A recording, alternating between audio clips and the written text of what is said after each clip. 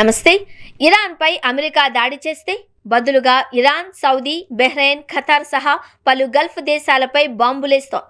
సుదూరంగా ఉన్న భారత్పై బాంబులు పడకపోయినా ధరల బాంబులు పడొచ్చు అన్న విశ్లేషణలు ఇప్పుడు సగటు భారతీయుని గుండెల్లో భయాందోళనలు పెంచేస్తున్నాయి. సముద్ర మార్గంలో చమురు కూడలిగా పేరొందిన హర్మూజ్ జలసంధి గుండా నౌకల రాకపోకలు ఆగిపోవడంతో ముడి చమురు మొదలు పలు రకాల వస్తుత్పత్తుల ధరలకు రెక్కలొచ్చే ఆస్కారం ఉంది.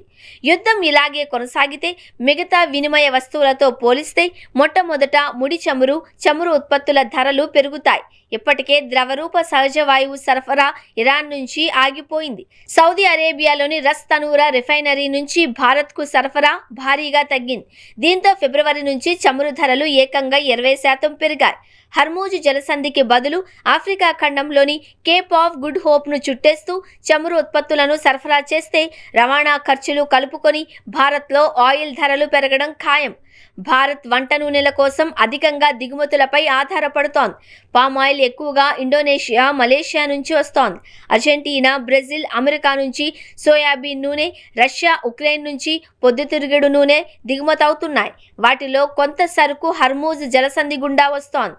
రవాణా గొలుసు తెగిపోవడంతో ధరలు కట్టలు తెంచుకోవచ్చు అని solvent extractors association of India executive director B V Mehta చెప్పారు.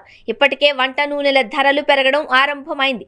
కేంద్ర ప్రభుత్వంలోని వినియోగదారుల వ్యవహారాల శాఖ గణాంకాల ప్రకారం మార్చి 2వ తేదీ ధరలతో పోలిస్తే మార్చి 3వ తేదీన సన్ఫ్లవర్, సోయా, పామాయిల్ నూనెల రీటైల్ ధరలు 1 నుంచి 3 రూపాయలు పెరిగాయి. పప్పుల ధరలు పెరిగే వీలుందని All India Dal Mill Association అధ్యక్షుడు సురేష్ అగర్వాల్ చెప్పారు. మయన్మార్, కెనడా, ఆఫ్రికాల నుంచి భారత్ ఏటా దాదాపు 60 లక్షల టన్నుల కందులు, మినుములు సహా పలు రకాల పప్పులను దిగుమతి చేసుకుంటోంది. ఇరాన్, ఆఫ్ఘనిస్తాన్ నుంచి భారత్ అత్తిపండు, బాదం, పిస్తా, ఖర్జూరా, ఎండుద్రాక్ష, కుంకుమ పువ్వు, ఆప్రికాట్లను దిగుమతి చేసుకుంటోంది. పాకిస్తాన్తో ఘర్షణ వాతావరణం కారణంగా ఇప్పుడు ఇరాన్, ఆఫ్ఘన్ల నుంచి పాక్కు, అక్కడ నుంచి వాగా సరిహద్దు గుండా భారత్కు సరుకు రావట్లేదు. సముద్ర మార్గంలో వస్తోంది. ఇప్పుడు పశ్చిమాసియా యుద్ధం దెబ్బకు సముద్ర మార్గం మూసేయడంతో డ్రై ఫ్రూట్స్ సరుకు రావడం దాదాపు ఆగిపోయినట్లే. ధరలు పెరిగే వీలుంది అని Mumbai dry fruits date merchants association అధ్యక్షుడు విజయ్ భూటా చెప్పారు.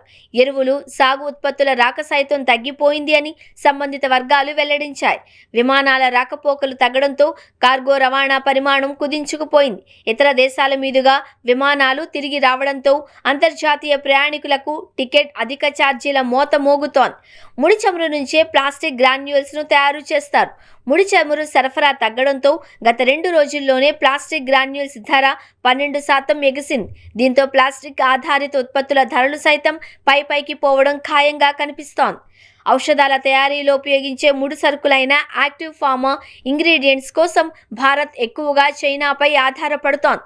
కానీ అత్యంత ఖరీదైన కీ మెటీరియల్స్ కోసం ఎక్కువగా ఐరోపా దేశాలపై ఆధారపడుతోంది. యూరప్ నుంచి కేఎస్ఎంకు సరుకు హార్ముజ్ ద్వారానే రావాల్సి ఉంది. ఇవి తగ్గిపోవడంతో భారత్లో సంక్లిష్ట జనరిక్ మందులతో పాటు సైడ్ ఎఫెక్ట్లను తగ్గించే విలువ జోడింపు ఔషధాల తయారీ ఖర్చులు తడిసి మోపెడు కానున్నాయి. వీటికి తోడు మారుతున్న అంతర్జాతీయ పరిణామాలతో రూపాయి మారకం విలువ పతనమవుతూ ఉండడంతో పెట్రోకెమికల్ ఉత్పత్తుల ధరలు మరింత ప్రియం కానున్నాయి. ఇవన్నీ కలిసి సగటు భారతీయుని జేబుకు పెద్ద చిల్లు పెడతాయని ఆర్థిక నిపుణులు విశ్లేషిస్తున్నారు.